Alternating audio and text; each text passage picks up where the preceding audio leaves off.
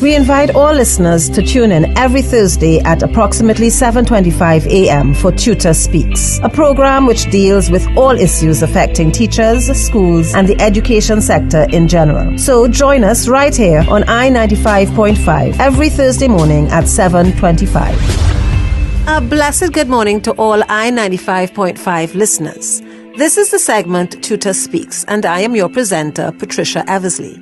This morning, I welcome to the program the President of the Trinidad and Tobago Unified Teachers Association, Mr. Lindsley A. Dudai. Good morning, Mr. Dudai, and welcome. Good morning, Patricia, and good morning to all I-95.5 listeners. Last week, the Trinidad and Tobago Unified Teachers Association expressed concerns on the issues of school meals and maxi-taxi transport.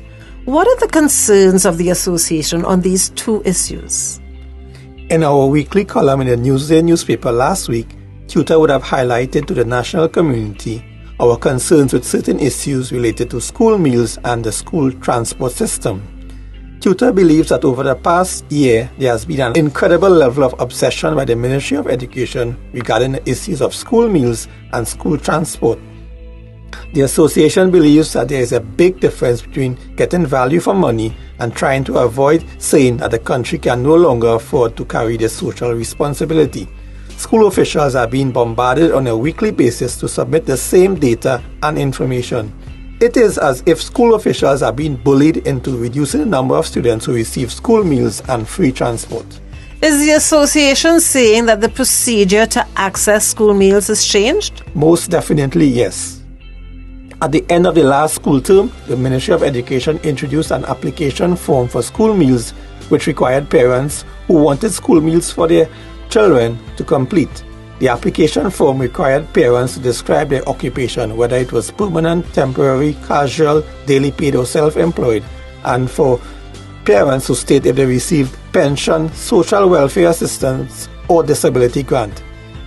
Based on the completed form, principals were asked to recommend students for school meals. Principals' recommendations are then to be scrutinized and assessed by school supervisors. School officials are therefore now being asked to virtually carry out a means test to determine the suitability of students to receive their service. Not being social workers, school officials have to make tough judgment calls regarding which students deserve meals or not. What are the association's concerns with the maxi-taxi transport? School officials are being mandated to monitor maxi-taxis contracted by the Ministry of Education through PTSC to ensure that they transport designated students to and from schools. Principals and teachers are now being mandated to stand at the school gate and ensure that certain students are transported by specific maxi-taxis on mornings and evenings consistent with a list that was supplied to the authorities in advance. This monitoring further requires that the principal or some designated official sign and stamp a document kept by the driver as proof that they have delivered the service as a precondition for payment by PTSC. The sheer absurdity of this arrangement is beyond comprehension. How is a principal going to ensure that specified students are picked up from their respective addresses and brought to school on mornings or taken from school on evenings and dropped at their designated address? Surely this task falls outside of the remit of all school officials, not to mention well outside their designated working hours.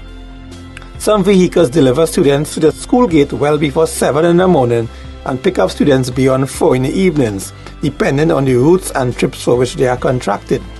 If PTSC and the Ministry of Education want to monitor this service so closely, then persons should be out there on the roads conducting such surveillance. It is unreasonable and unfair to ask school officials to do this, not to mention the fact that it is an unlawful instruction.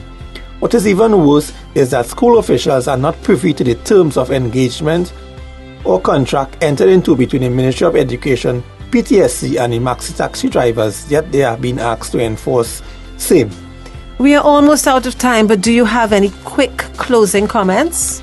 The association's position on these two issues has resulted in the Ministry of Education leveling criticisms at the association. In our next program, I will deal with these criticisms. Thank you very much, Mr. Dudai, for joining me, and I look forward to next week's program. This has been TTUTA Speaks. You can contact us at gensec.ttuta@gmail.com or telephone us at 645-2134 or contact TTUTA's president, Mr. Lindsley Dudai, at 681-8057. Once again, contact us at gensec.tuta@gmail.com. Phone us at 645-2134 or phone Mr. Dudai at 681-8057.